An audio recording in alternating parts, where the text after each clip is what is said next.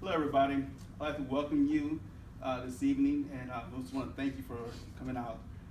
One of the greatest gifts that the Lord can bestow upon us is the gift of a child.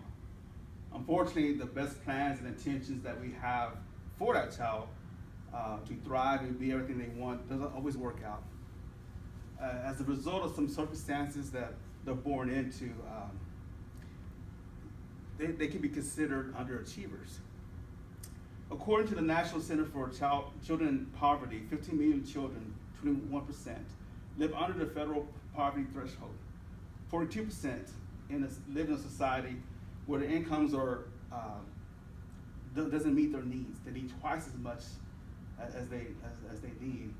Other factors contribute to underachievers are lack of acceptance by peers, learning disabilities, lack of opportunities in society that they grow up in, and lack of parental support for education. Now, personally, I've been in ministry for almost 20 years now, been a senior pastor for 3 years, and I've talked to many families, and I see a recurring theme about with families and these children that have so much potential but just don't reach that potential. And a lot of it has to do with the home life. The underachieving child is not the problem. Many times it's the result of countless programs that they've been put into, not reaching the root of the problem. So we don't need any more programs, but we need God to reach the root of the problem. So tonight I intend to show you that the underachieving child is a result of some circumstances at home, lack of support, and how a strong home life can build a foundation for a child to build a future upon. So I'd like to begin with some issues of the home life. According to revised sociology, low-income families live in poor housing conditions, lead to poor diet, which can damage cognitive development. And a lot of times these families, even though they know the problem, they can't afford the help that they need. And we as parents, and we know how it feels to struggle with money, how it feels not to be accepted. So a child who's living in this situation can struggle in class.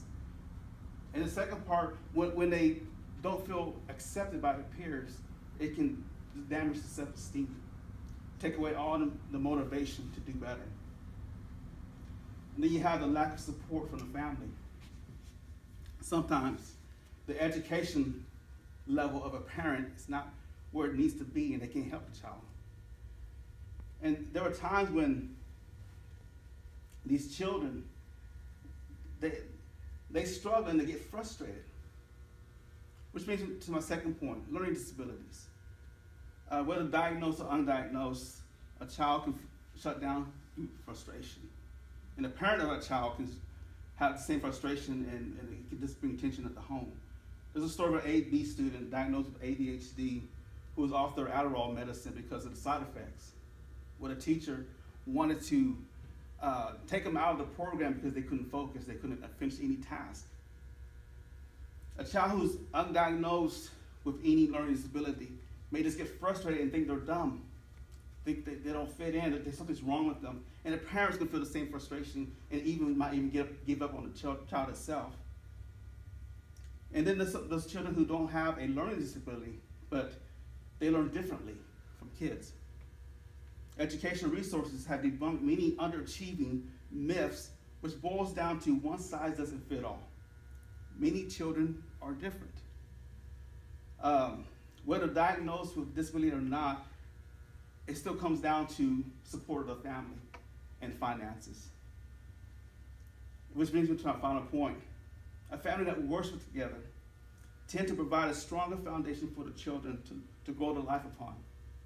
Dr. Fagan says, the data clearly show that growing up in a traditional married family most often results in better health, longevity, happiness, higher level of education, attainment, stronger work ethics, more income, lifetime wealth, and also much lower levels of crime, drug addiction, out of wedlock births, abortion, divorce, school dropouts, joblessness, poverty, illness, suicide, and depression.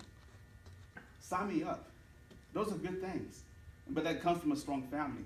We are created by one creator for success. Ephesians 2:10 says, "For we are workmanship created in Christ Jesus for good works, which God prepared beforehand, that we should walk with him." And Jeremiah 29:11 says, "For I know the plans I have for you, declares the Lord, plan for welfare and not evil, to give you hope in the future." So in conclusion, I believe that everyone here can agree that education is important, and we want our children to succeed in life. But factors like finances and learning disabilities, lack of support, are always going to be here. So I encourage you educators and to allow people of faith to step in and to work with families, not just the child, but work with the families, so we can build a strong foundation. Ronald Reagan said, "In raising and instructing our children, and providing personal and compassionate care for the elderly, and maintaining the spiritual growth of religious commitment among our people, in these and other ways, America's families make immeasurable contributions to America's well-being. Today, more than ever, it is essential that these contributions not be taken for granted, and that each of us remember the strength of our families is vital to the strength of our nation." So I say this: I believe that educators and people of faith working together will raise up a generation of children that will not only dream big, but will live big. Thank you, and God bless.